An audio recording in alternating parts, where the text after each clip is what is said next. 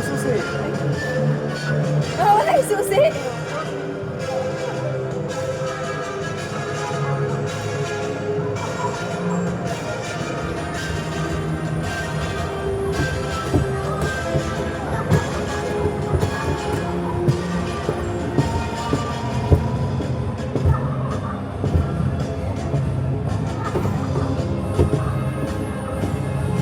Dapat takbo tayo sa walang bubong.